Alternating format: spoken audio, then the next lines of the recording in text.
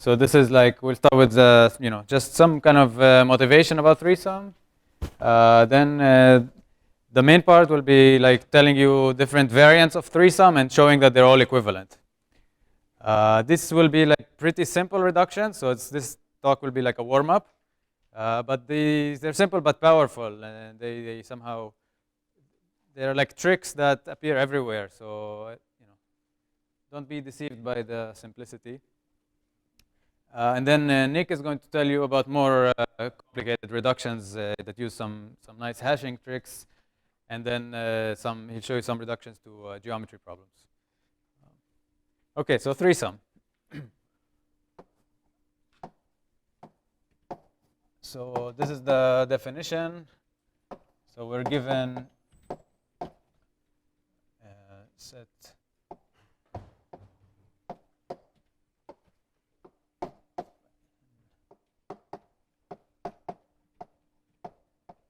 So I'm going to define it for integers, even though like originally it was defined for real numbers, but it's just more clean for us to work with.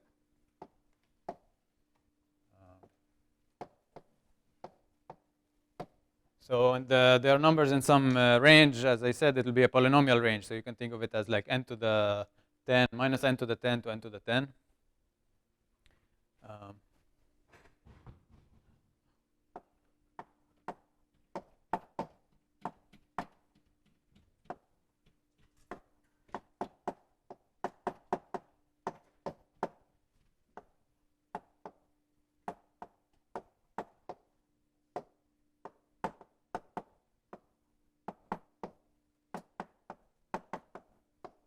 Oh, by the way, the slides are going to be uploaded to the website, and also some notes. So everything I write here, I've written on my iPad before. So I'm going to upload that after it's probably going to be uploaded in the next hour. So you don't have to copy everything unless you want to.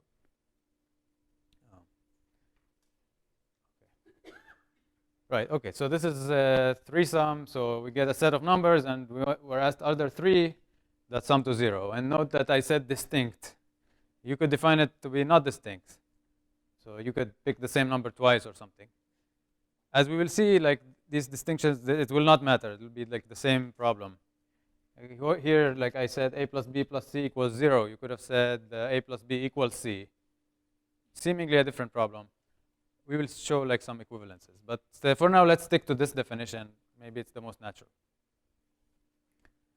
So how do you solve this problem? So I said there's n squared algorithm. So how does that work?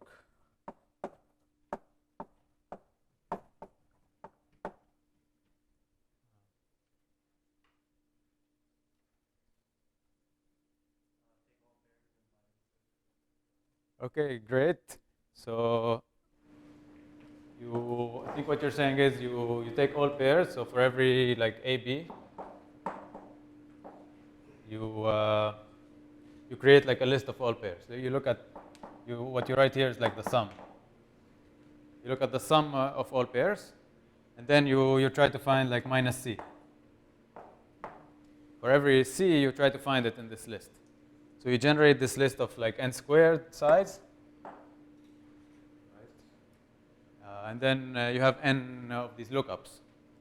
And okay, so one way to implement this is binary search. So you search for minus C with binary search. Then you have to sort. So that's n squared log n. It's fine, yeah.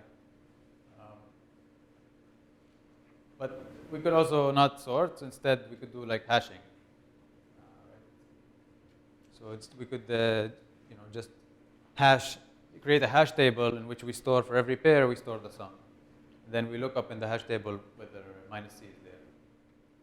Okay. So that gives n squared randomized with hashing. Its memory complexity may be large. Yeah, n squared memory. Yeah. No, if for each sum we want to have a special cell of memory. No, it's not. Yes, this is. Okay, this is like, it's like U or 2U or something. Like this, if you had to write for every possible value, if you had to write a cell, then it would be huge. It would be n to the 10. No, but I'm saying like create like a list or a lookup a hash table where you're only hashing n squared things. So there's only n squared values in this hash table. So it would be n squared.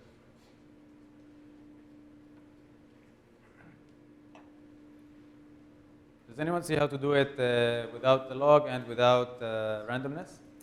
After sorting, you can also do this two-pointer approach, where you start with the smallest and largest. Yeah. So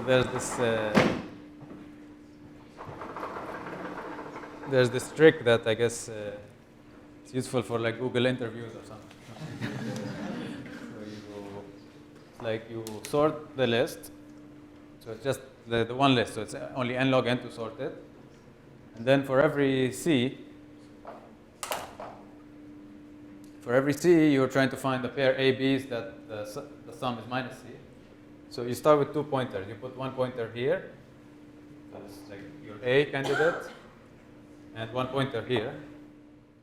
So it's like you go to the smallest number and the largest number. And then you check, is the sum equal to minus c? Then you're done. Or is it smaller or is it larger? If the sum is larger, then you have to somehow move this pointer because you want it to be smaller. So you take a step here. And then you check again. If the sum was smaller than minus c now, then you take a step here. So you move this pointer. And so it's like every step you move one. So the running time here is good. It's just n squared because it's going to move like n and n at most. So once for every c, so that's only n squared. And it's correct because like suppose there really was a solution. There was a pair AB that summed to exactly minus c. Then like you will not skip it. Like suppose this pointer reaches here. This pointer is still like before. There's no way this pointer will move because like when you're here and anything hit here, it's going to be smaller than the target. So it will also just move here. How do we decide whether the left pointer go to right or the right one go to the left? So yeah, so if you move this, then the sum gets bigger. The A plus B gets bigger. If you move this, it gets smaller. So it depends on whether the C you're looking for is smaller or bigger. Okay, so that gives you n squared. It's not so important. It's just motivating the problem. And then the important thing for us is the conjecture, is that there's no subquadratic algorithm.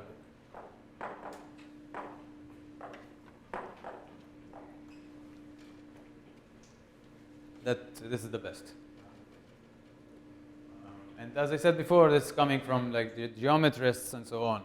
But let's think about it a bit. Like, why should we believe this conjecture? So here's one kind of motivation: is you can look at k sum.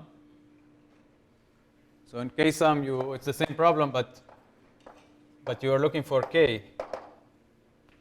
Again, you get a list, but you want to find k that for larger than 3, like 4 or 10 or something. So it's the same thing, but then other, x1 to xk, such that the sum is 0. So what is the complexity of this problem now? The trivial is n to the k, right?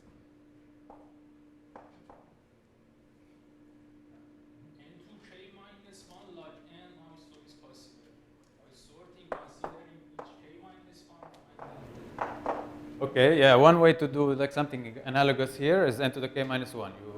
For k minus 1, you store the sum, and then you look for the last one.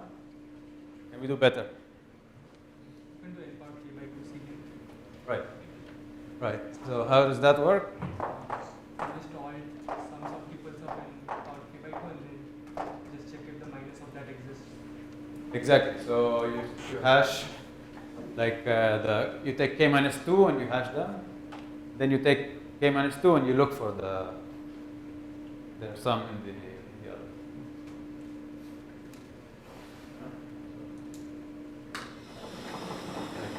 For x1 up to x k over 2, You put the sum here, and then for every x k over 2 plus 1 up to xk, you ask if it's there. So the size here is only n to the k over 2. The number of queries is n to the k over 2. But you need the ceiling. Otherwise, it's like for 3-sum, if you didn't have the ceiling, for 3-sum, it would be n to the 1.5. And you see why you need the ceiling, because like you enumerate pairs. You can't enumerate like 1.5. So this algorithm is called meet in the middle. This is algorithmic technique. Instead of you want to search like k things, but you like k over 2, and somehow they meet, and you save complexity.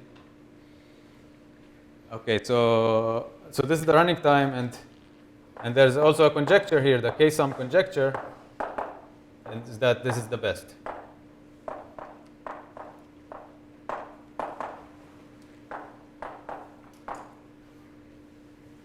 And so k-sum, it's a hard problem. So if k grows, becomes like n over 2 or something large, it's an NP-hard problem. It's like the subset sum problem. Subset sum, you get n numbers, and you want to find a subset that sums to 0. This is NP-hard. We don't expect to solve it in polynomial time. So like this kind of running time that grows with k is something that we expect to be the case. The question is, how does it grow with k? Like, is it this function or something else? So there's a theorem that we will not talk about this week, unfortunately, by Petrashku and Williams, 2010, that says that if you have n to the little o of k, you refute ETH.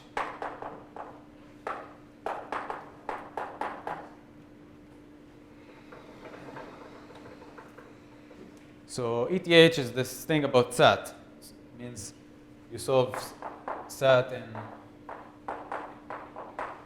sub-exponential time. So if you solve k-sum much faster, so instead of k over 2, you get epsilon k. You get like k over log k or root k. Then it implies a breakthrough for SAT. So under this conjecture, like this is roughly the right form. It has to be some linear function of k. But this result is not fine-grained enough for us. It doesn't say whether it's k over 2 or k over 4 or k over 10 or k over 2 ceiling minus 1. And all of these things are not this form. So such things would not imply anything for SAT, as far as we know. This would proving, for example, proving that this is the right bound, assuming a strong ETH, this would be amazing. This is a big open question. So this result is not fine-grained enough, and in particular, it doesn't say anything about 3-sum. So what this is saying is that, yes, the complexity has to grow with k, but the question is, well, when does it grow like beyond linear? Like from 2-sum is actually linear time. 2-sum is just you're looking for a and minus b kind of in the thing. And then 3-sum conjecture is saying, okay, you go from 2 to 3, the complexity grows. But notice that if you go from 3 to 4, the complexity is still n squared. Right? For 4-sum, you can do n squared. So it's a little bit weird. Sometimes it grows, sometimes it doesn't. Is there some connection between 3-sum and k-sum? Yeah, it's a good question. Not a tight one. So yes, so you can reduce k-sum to 3-sum. You have, let's say you have your n numbers. You take every k over 3 of them, and you take their sum. So then you get a much longer list of size n to the k over 3. And then if you find a 3-sum here, then it corresponds to k here. So if you solve 3-sum faster, you solve, but it's not a tight reduction, because then what you get here is n to the 2k over 3 minus epsilon, so 2/3 k, which is slower than half. So it's not a tight reduction. Having a tight reduction would be very interesting. We don't know that.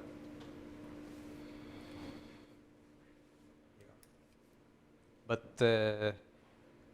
if you if you reduce not to 3 but to 4, like if you reduce from even k to even k, then it is a tight reduction. Because then there's nothing lossy there. So there is a reduction from k sum to k sum between the even ones, but not to 3 sum.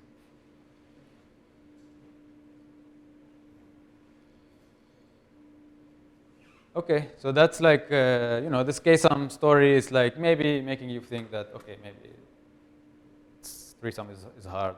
I don't know. It's some kind of evidence. Okay, so but that's it. So that's 3 sum. Now let's talk about all these variants.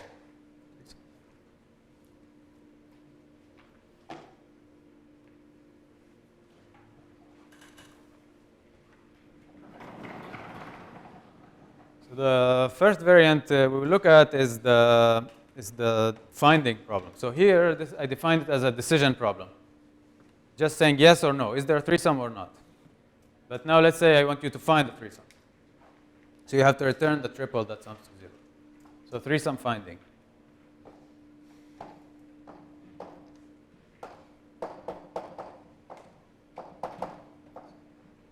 So while I write, you should start thinking, okay, are they equivalent or not? Like how do you, I mean, they're equivalent, but how do you show it?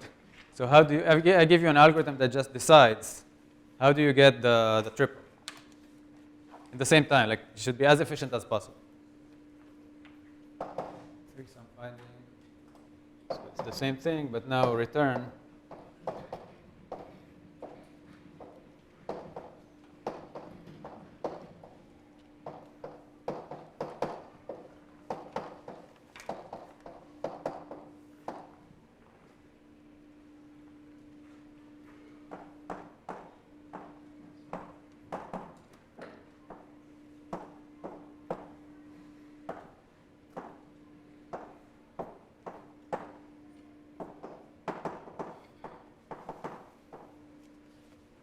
So the theorem we will prove is that they're equivalent, sub-quadratic equivalent. So in the notation I had on the slide, it's like 2, 2.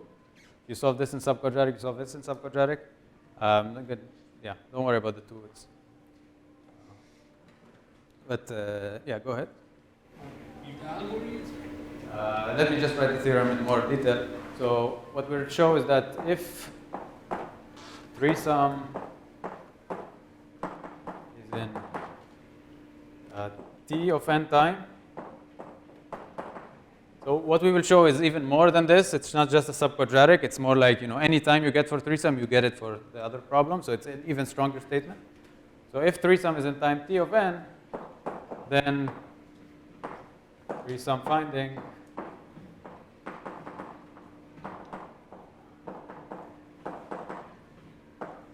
it's in O tilde of t of n. So O tilde is just a notation to hide log factors. So it's like Tn maybe times a log. Okay, so this is what we would show. Do you have something here? Yes. From numbers, we delete one number and we check whether there exist 3 numbers whose sum is equal to 0 or not. If it exists, the answer is yes. Again, delete another number to see whether there exists or not. The first number we delete and see no. Yeah. The answer is became no. Means that number have to be in one of them, and do it for 2 other numbers. We find 2 other numbers. So what you're suggesting is correct. The question is if it's efficient enough. So and this strategy is really what you should have come up with, because this is how you do in the NP work. If you want to reduce from SAT, just decision SAT, to returning a satisfying assignment, this is the right thing. Say I put this variable to be true, I ask is it still satisfiable, and then if not, I change it to 0, and then I continue, and then what is the complexity of this reduction? So if you solve the decision problem time t, what do you get for the finding? So for SAT, you make like n calls to the SAT. Like you put this variable, this n variable, so you have to. So there's a factor n. For 3 sum, it's not good, because then if you solve it in linear time, you get quadratic. Or you solve it in subquadratic, you get subcubic. So you can break the lesson into 4 parts. So now just remove one part and check if 3 sum is still solvable. since you broke into 4 parts, one of the blocks is not necessary, and now you can continue over 3 and over 4 elements. Yeah, that's going to be correct.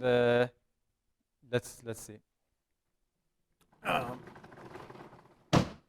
So, but first, like, why 4? Let's see.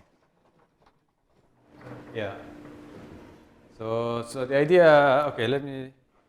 Okay, what you have the n numbers.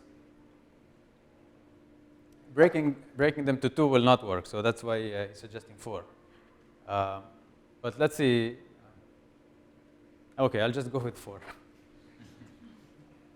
And you can think on your own why 2 doesn't work. Okay, so here's the idea. You take the n numbers and you break them into 4 parts, each size of size n over 4.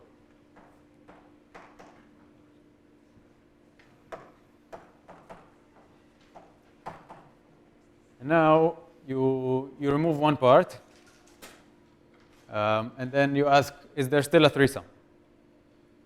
If there is, then you just drop these and you continue there. And that's good because you reduce the number of numbers by a constant factor, by 1/4. If you keep doing this after log n times, you're going to be left with a constant. It's very fast progress.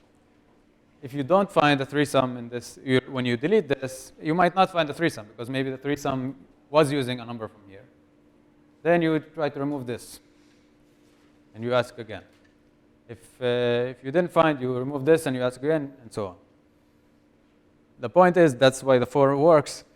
If there is a threesome, then you will not remove it. Like the threesome will live in only 3 parts. Like there's no way the threesome can live in the 4 parts.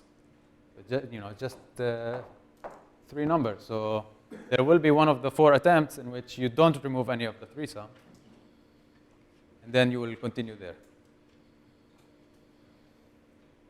So let me write it a bit formally. So you take the set S, you break it into S1, S2, S3, S4. So here's the proof.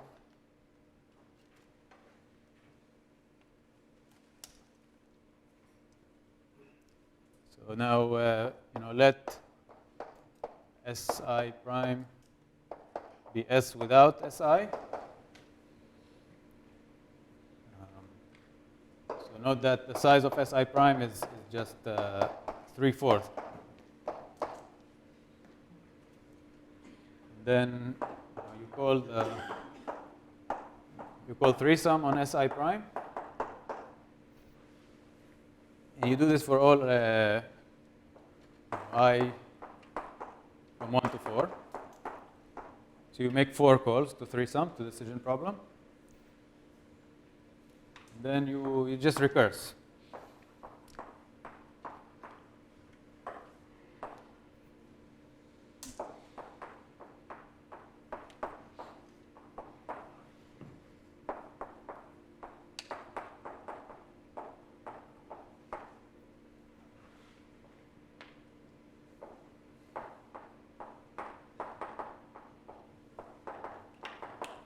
So the first time you got a yes in one of these 4 calls, you just recurse on that. If you didn't get a yes, all 4 were no, then you just return there's no threesome. Okay, so that's the reduction. Well, there's the base case, like here, like if the size of S is constant, then just solve in constant time. In S cubed time.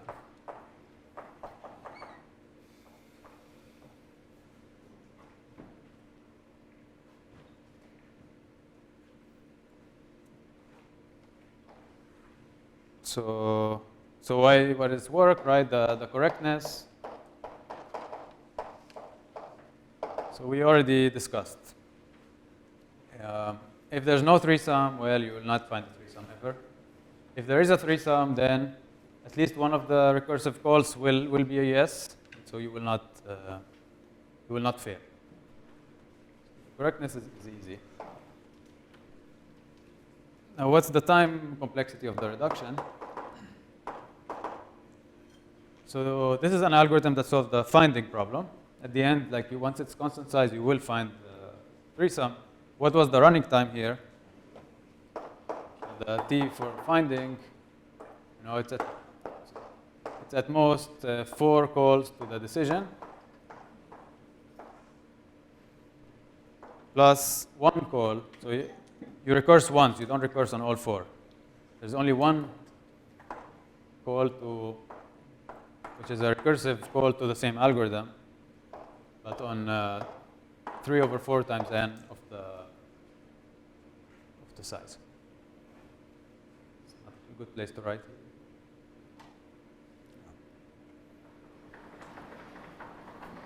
Excuse me. Shouldn't it be 4t of n divided by 4? Yeah, here? Yes. Yes, you're right. It should be, it's less than n even. Yes.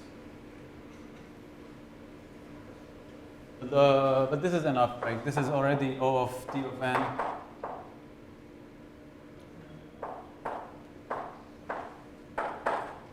Plus the same thing.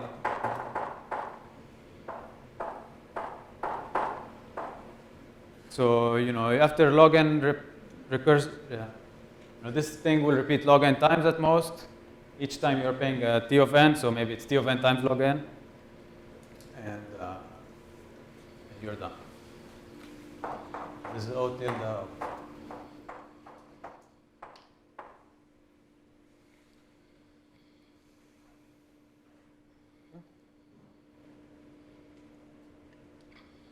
All right, so this is, it's pretty simple, but it's also powerful. And in pretty much every problem we will see in the course, this kind of trick will work. So from now on, don't worry if it's decision or finding. Okay? We'll define problems as decision and or finding, doesn't matter. It's going to be the same focus.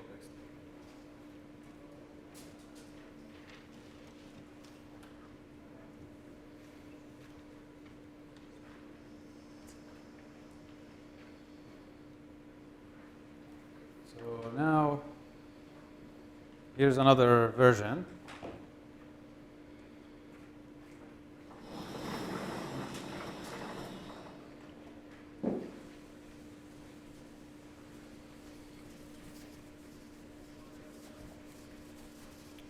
So here we defined it so that there's one set of integers, and we're trying to find 3 that sum to 0. Now let's suppose we get 3 sets, and we have to find 1 from each set. It's sometimes called colored. So you get 3 sets of different colors, and you want to find 1 from each color. Sometimes it's called partitioned. The set is partitioned into 3, and you want to find 3. Or like ABC threesome. You have A, B, C, and you want to find 3. So maybe you can start thinking, why are these problems equivalent? The 1 list and the 3 list problems. So we're going to do 2 reductions now. One in both directions. From 3 to 1, from 1 to 3.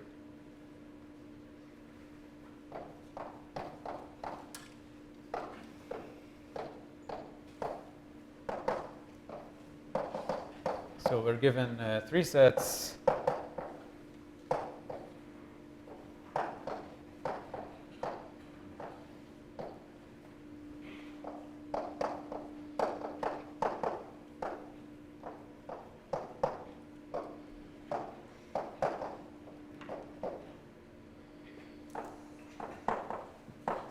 And we have to find the triple of this form, A and A, B and B, C and C.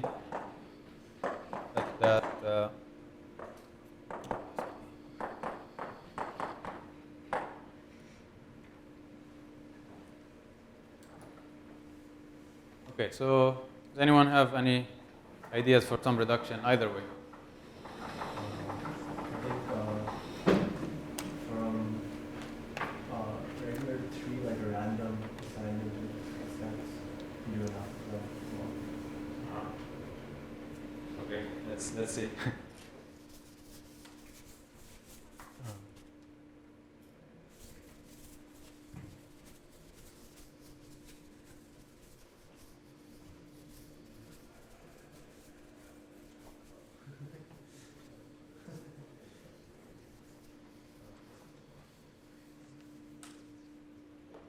So what's the suggestion again? In which direction?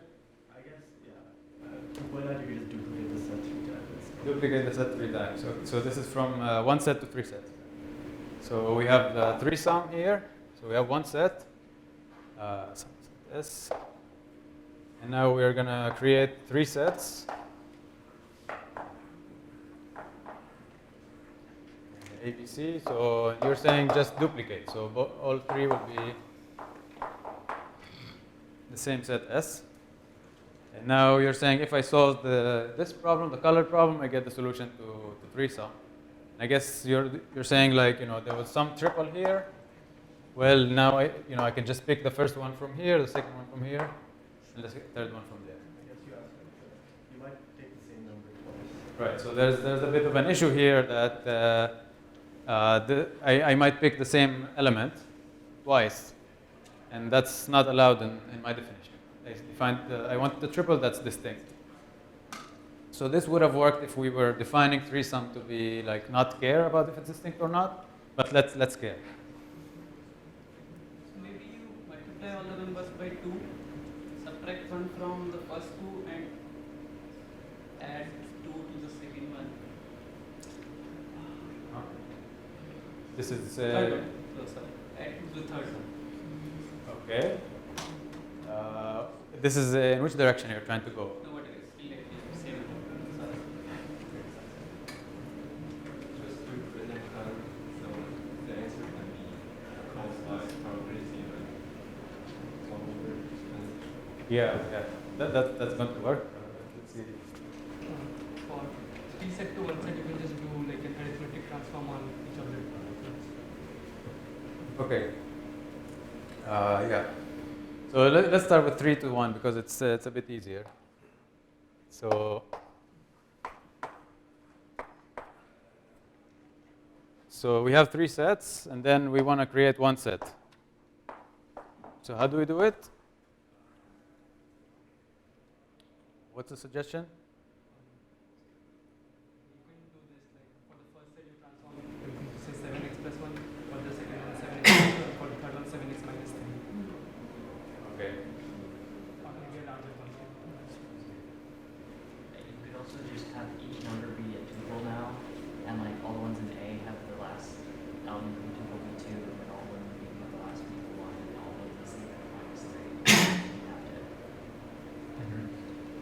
So I think these suggestions are kind of similar. So the idea is you take the numbers and you put them here, all three sets, but you add something to them so that there's no way I get 0 if I'm picking 2 from the same list. And if I pick 1 from each list, then somehow these things I added will cancel out. So let me do it the way I did it, because otherwise I'd make a mistake. So the idea is you add, let's say, 10u to everything here. You add 30u, and you subtract 40u. So u is like it's the max number, really. So it's like a very large number, u. Everything is smaller. So you take 10 times u, it's kind of even larger. And when you take 10 times u, then whatever you add 3 numbers, like the sum is at most 3u. So it will not really like. The things you add here, somehow they don't play with the actual numbers. They're like at a much higher order. And then if you pick 1 from each, then yes, 10, 30 equals 40, so you're fine. But then if you pick any choice of 3 with repetitions, like you take 10, 10, and 30, or 10, 10, and minus 40, and so on, like you will not get 0. You will get something that's at least 10. So like the error is like 10u, and that's like too much. You will not be able to cancel it with the real stuff. So that's the reduction. You define S to be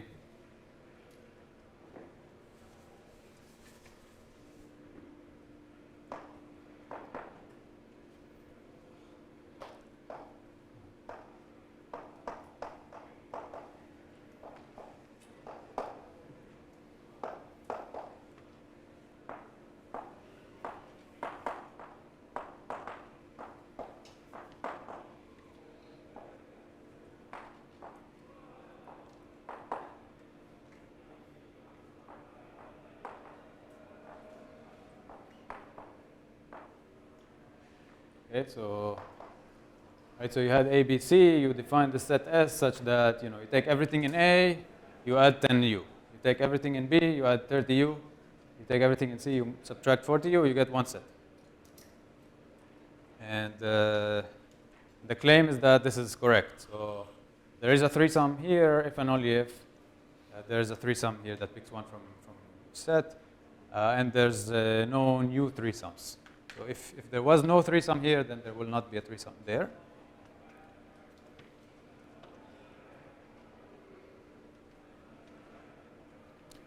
And the claim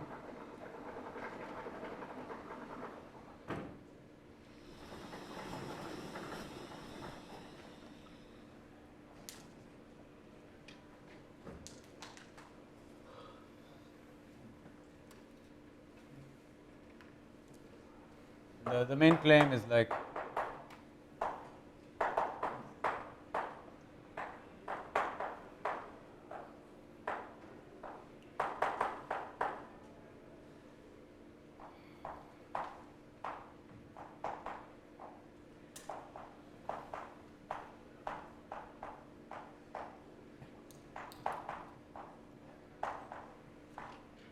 the arithmetic claim here is about the set 10, 30, 40 is that if you pick any three with repetitions, the sum will be at least 10.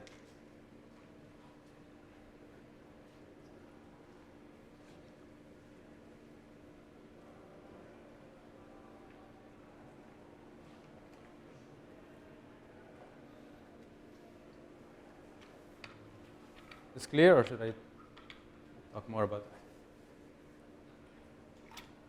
See a large fraction of nodes. And the time complexity is obvious here, right? We just, the size of the set is like 3 times longer. That's fine. And U, we don't care about U, but it also didn't increase by much. It also increased by a constant factor. Okay, so that was the first direction, maybe like the easier in some sense. What about the other direction?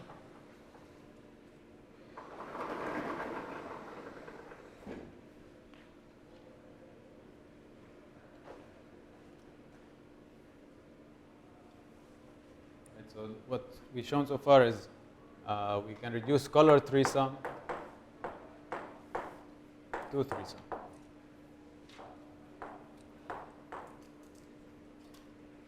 Now I want to do the second direction. So we had this idea of just copying the sets 3 times, but there was a problem with the duplicates. If we do this, then we might pick the same element twice. And then there was the idea of doing it randomly. So how does that work?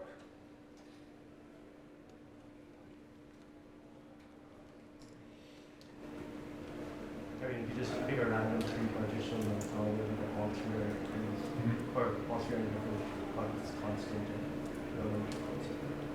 Right. So instead of doing this, we take like S1, S2, S3, which is like a random partition of the set. So it's like we partition it randomly, and then we take A, B, C, and we hope that it works in the sense that the real threesome really falls such that 1 is in every part.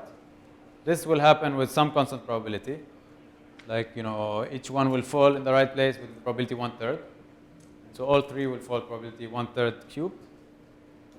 And then if that happens, great. If not, we just try again. So we keep trying, and we get this reduction. We make like, O of log n repetitions, and it's fine. But what's important is like it's not full. Like if there's no threesome, there will just not be a threesome because we're just taking subsets of the set, so we will not generate new solutions. Because it's a partition, then this thing with the distinct is not a worry because like if an element appears here, it doesn't appear here or here. So let me formalize this now.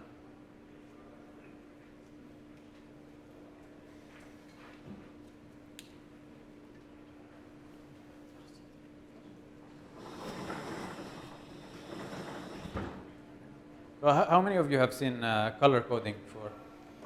Or have heard? Okay. So what's really happening here is color coding.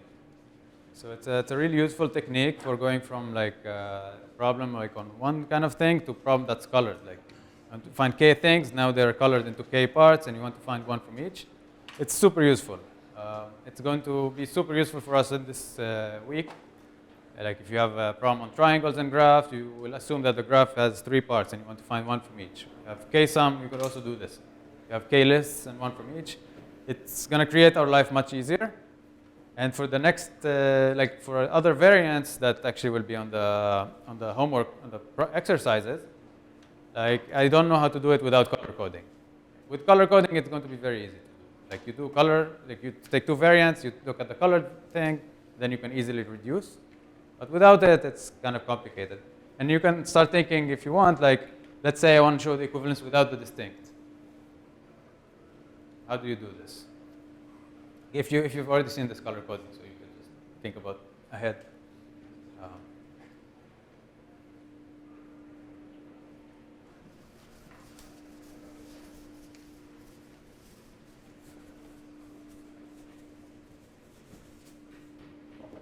Okay, but so here's how we're going to do the color coding. So the theorem is that if color threesome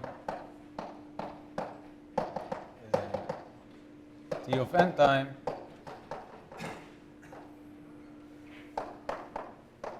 then threesome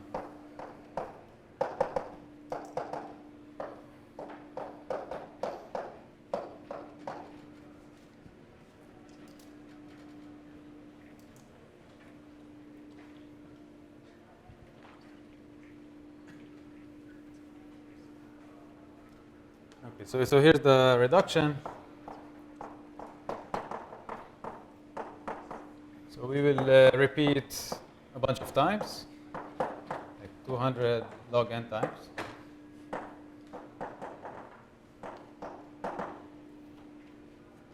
And the way we do it is like we want to pick a random partition. So for every number, we choose a color. Going to be color for the elements, which is like 1, 2, or 3 with probability 1/3.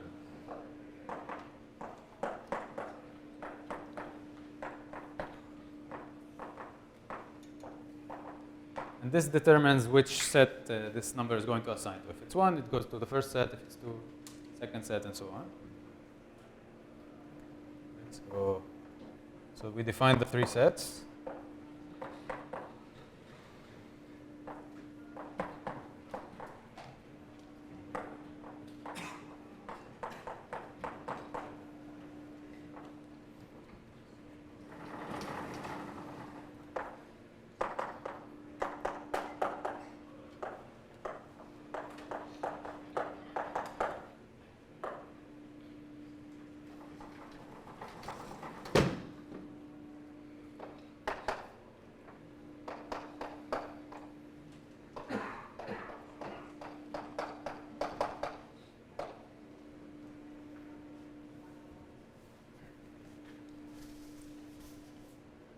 Now we just call the color threesome.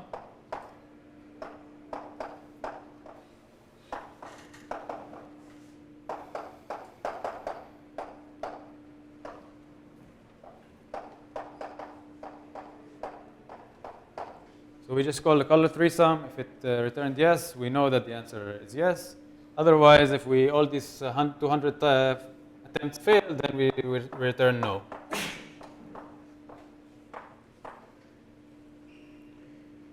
So what's the efficiency of this reduction?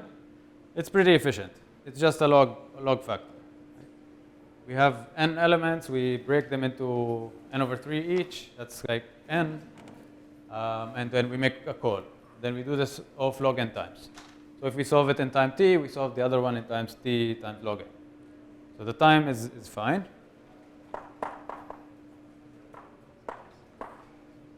Now what's the correctness? Why is this correct?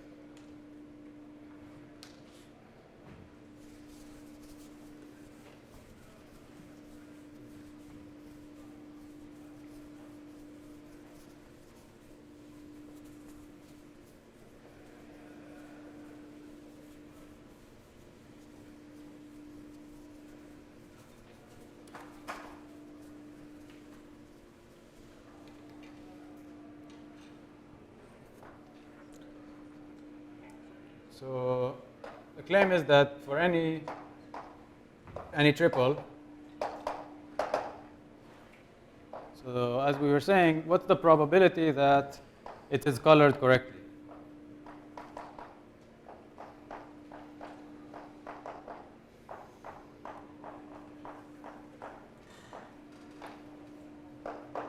Yeah, the probability that we got lucky, and for the triple we care about, each one got a different color. And specifically, A got 1, B got 2, C got 3. This is exactly 1/3 cubed. And this is constant, so that's good enough. It's a small constant, but like whatever. So the probability that like never this happens is small, right? It's smaller than the probability that this doesn't happen once, it's this. But the probability that it doesn't happen every time, it's this. And this is very small.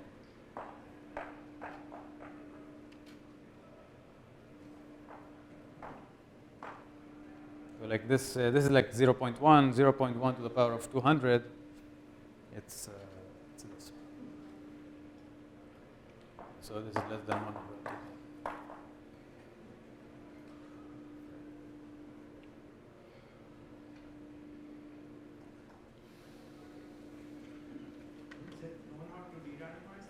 Yeah, great question. Yes, so you can de-randomize this. It's not so simple, actually. The way to de-randomize is that it's like there are these combinatorial designs. These are like it's called perfect hash families. These are like objects, like a matrix, kind of, that tells you how to set the randomness in this thing. So it's a matrix with a special property that, like, no matter which columns you pick, there will be a row such that these three, you look at these three columns, in that row they have the different numbers. Then the question is how big can you create a small matrix with such a property? And it turns out yes, so there were works in the 90s about this. And then you use this matrix to do the same reduction, but where instead of picking random choices, you use the rows of the matrix. So it's essentially as efficient, but more complicated.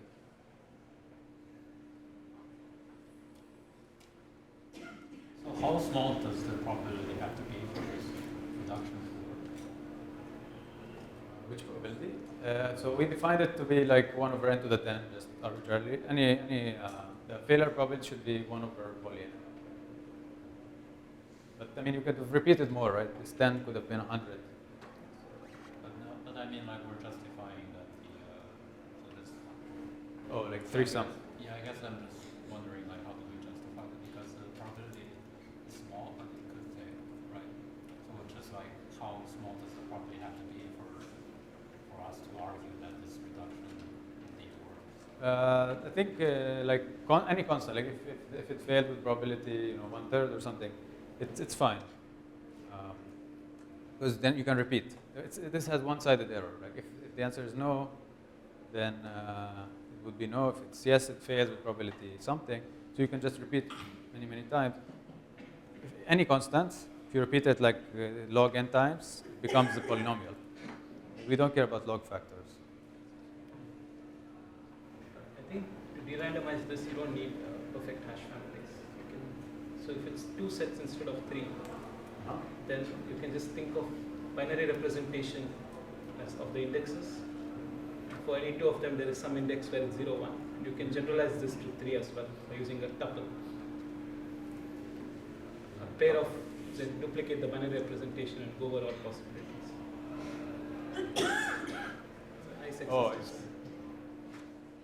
So you don't need perfect hash families or instance.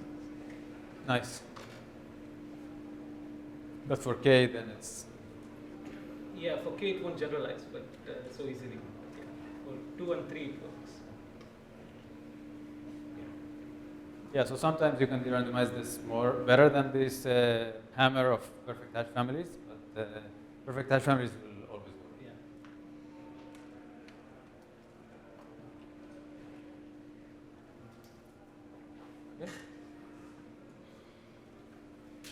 So just to finish, I just want to show you one quick example of the power of color coding. Here's another variant. So 3-sum prime. So it's the same thing, but you want to find a plus b equals c. So instead of a plus b equals 0, which is like a plus b equals minus c, I want a plus b equals c. This variant is going to be super useful for the geometry reductions later. So this, some people define 3-sum this way because it's so useful. So how do you show that this is equivalent to 3-sum? Going directly is not so easy. So we have 3-sum, right? We would like to go directly to 3-sum prime. But I mean, it could work, but essentially what you would really be showing is that, well, you show the equivalence with the colored, as we have shown. And then you do the same thing for 3-sum prime.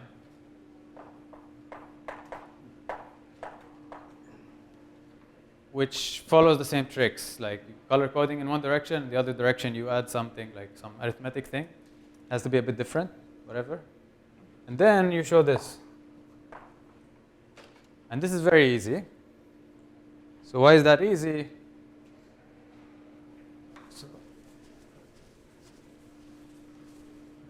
So you have these 3 lists.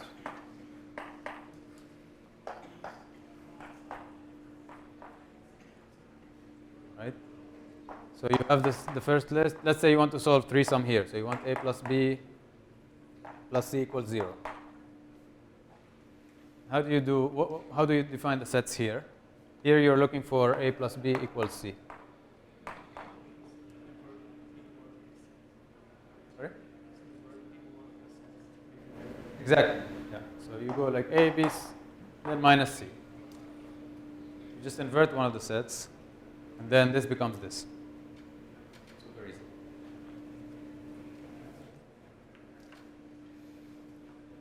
All right, so that's the end of the talk. So Nick, do you want to take a break and then start? I guess, yeah. Okay. So let's take a 10-minute break, and then see what happens.